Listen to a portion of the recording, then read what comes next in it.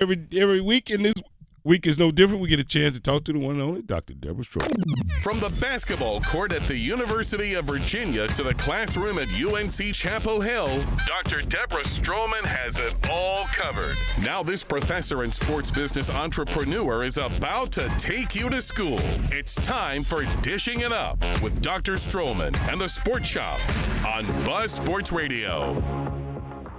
D. Stroman. Good morning. Good morning, Dr. Good morning. Stroman. How are you? I'm good. I was trying to start one day without going to Montgomery, but y'all took me there already.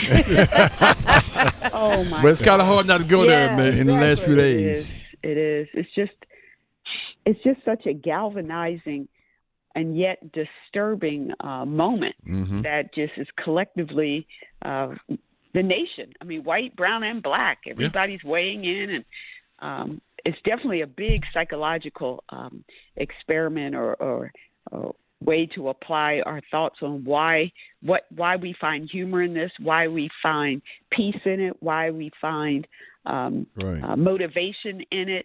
I mean, it's just touching everything for the psyche of being a resident in the United States. So I'm not happy about the situation and why it happened, but I think it is another one of those moments, as someone said. It's like it's another OJ moment for the majority of Black America, where we can all come together and say, there's some injustice here, and we're not going to we're going to celebrate the good that comes out of this. We're going to celebrate the fact that people are unified, and it's powerful. That's all I can say. Yeah, it is. But some of the other thing that's I love about this, it just showcases the creativity and imagination in our community.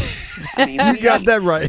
Oh my gosh, we're amazing thinkers and artists, and I mean, if you just want a good laugh, just get a group of Black people together, and you can go there. Just bottom line. The other thing I wanted to talk about, and I know you all have spoken about this Northwestern situation, and my only comment here is we've got shirts that are worn in protest of their favorite guy, their head coach. And yet, when we've got people kneeling in protest, now all of a sudden it's a problem.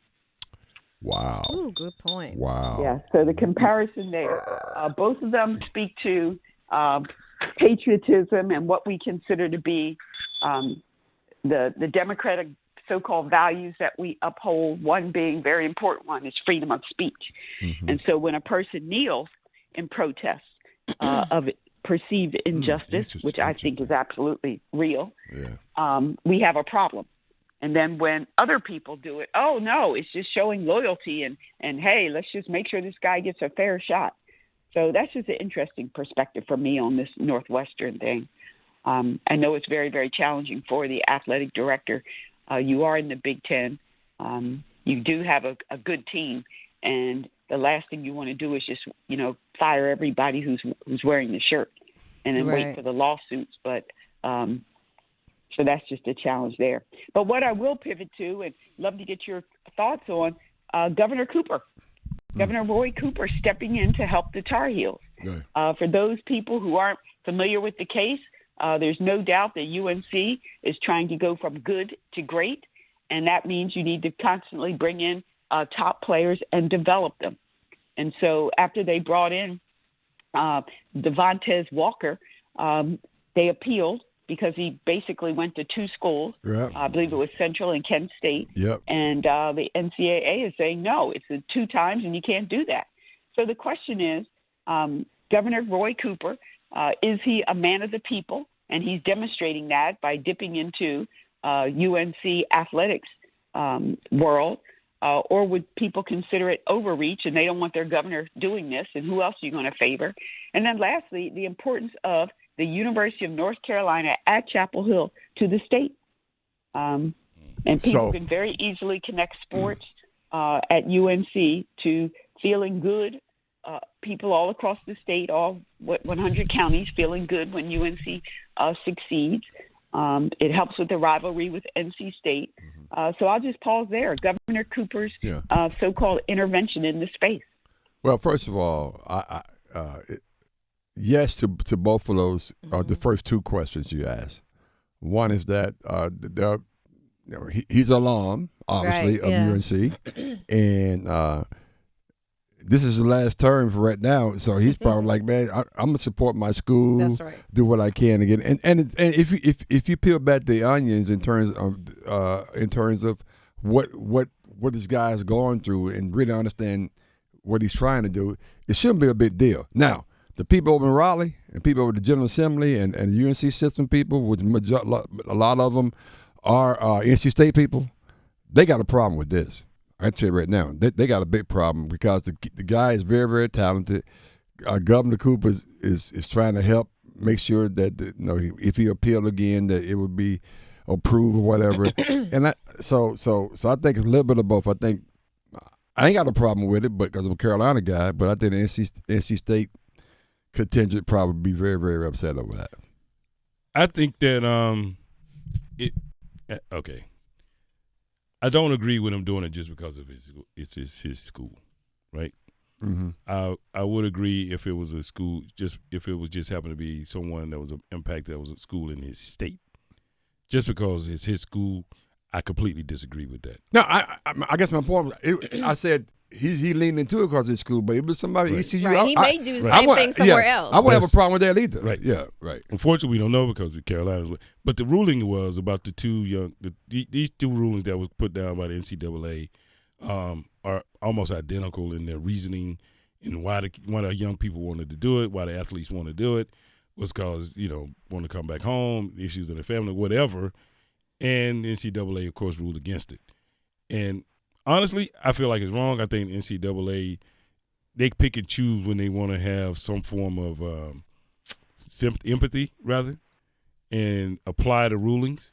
And I think this is another case where, because the people are so talented, they say, yeah, you probably did have that kind of issues in your family, death in your family, but you're really, really talented, and it seems like you're trying to get away with something. Right. So then you would support Governor Cooper stepping in because you think the NCAA is wrong. Absolutely. Right. Because it seems like that this should qualify, because it says that the multiple time transfer is a personal need for medical or safety reasons. Right. And he's saying he needed to be close based on his grandmother or something like that. So it seems like that's within the rules. Yeah, the other element here is that Charlie Baker, who's the NCAA president, is a former governor of Massachusetts and a Republican. Mm-hmm. Of course, Governor Cooper is a Democrat. Right. So I don't know if that's underlining associated with that at all, but I just want to put that out there. Well, this is politics. Yeah, it's part of the conversation. Yeah, I just don't like the appearance that it was only because of his school, but I do applaud him for stepping in and saying, "Wait a minute, that's not right." Yeah, I would hope that he would do the same thing for a young man from A&T or North Carolina Central University. Yeah. Right? Or ECU. Or ECU or anywhere else. Yeah, right. NC State. Anywhere, yeah. So when we think about a governor stepping in an area that generally you don't hear from governors intervening or giving their recommendation or endorsement one way or another, should we ask the governor to step up in other areas where there is perceived injustice? Yes.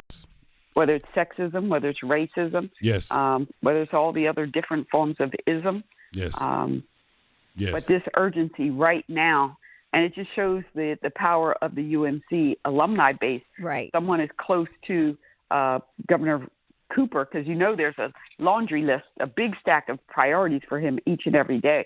But yet someone got this elevated to the top, wrote the letter for him, of course, which politicians have staff to write things, and then for him to do a deeper dive and say, yes, I'm going to sign on and move this forward. Yeah, one of the things I feel and I'm passionate about now is if you're in a position to do so, you should do so, right? Mm-hmm. And I think that's just the approach, because there's so much in so many areas that really should be addressed, that need to be addressed. We can no longer stand by the wayside and say, oh, we gotta let it work its way through the process or work its way through the system. We can't do that, because the system, quite honestly, is flawed in many areas. And if you continue to wait on that, you just continue to get the same results. So yeah, when you can step in, you should step in, or you should voice your opinion, or you should lend your weight to whatever matters. Because guess what? Others do. I'll just leave it at that. I'm just curious whether or not this would have got denied if he was second team, or just was a. No, that's exactly what I was saying. Because he was super talented. Right. They wanted to make an example out of it. They want to say, I'm not sure that's really the case. Special team player or whatever. Yeah. And they just want to make sure he can have a chance to be on the team. It would have got approved. Yeah. But the fact this guy's preseason all ACC wide receiver, that plays a lot. That plays a lot as well. So now we'll put him at odds with the NCAA though. Well, there's no doubt that it got again moved up on his plate of priorities because he is a great athlete. I can't imagine whoever the team of or the one person who was able to get Governor Root to address this. They absolutely knew this is a big deal for UNC football this year. This will impact their season, and so they leveraged that. And so the last part of this is the NCAA decides to take a look at Governor Cooper's appeal. And how can they not? Now it's in the media. And they just say, no, we're not going to change our mind. Does this affect Governor Cooper's brand? As in, well, you lost that fight, or that was a waste, or, hey, this is why we need to get this guy out of office. I mean, well, knowing the NCAA, they will stick to their guns, right? And they will stick to, their ruling. I won't say guns. I'll say ruling. They'll stick to their ruling, whether they be right or wrong. They'll stick to it. But if you let it continue to go unchecked, I'm just telling you, it just continues to go on and on and on. Now, maybe when the next five or six come through this year, in the next year or so, they'll rule a little differently. But these two, they'll probably stick to their ruling and do what they want to do, right, on these two recent cases. But at some point, you gotta. They can't go unchecked. I'll just leave it at that. Right. And I don't think Governor Cooper's worried about somebody saying, "Oh, you lost to these guys. How could you run the state?" I don't think he's because he shouldn't be concerned about that. No, I don't think he's concerned about that. And I don't think I agree. I don't think they're going to change it. No. But it'll help hopefully moving forward. Because if they change it, then you're gonna have more governors. You're just gonna have just a bunch of people getting involved. That could change the whole tone. So no, I mean once they deny it and they keep going back, no, it's not gonna. It's gonna stay right where it is. Unfortunately, though. Yeah. Well, let's pay attention to it. I also agree with you that nothing will change. Right. The young man will have to wait, and maybe this will give him more time to get to know the other side of UNC beyond athletics and engage and heal his body, do whatever it takes. I'll close on that and say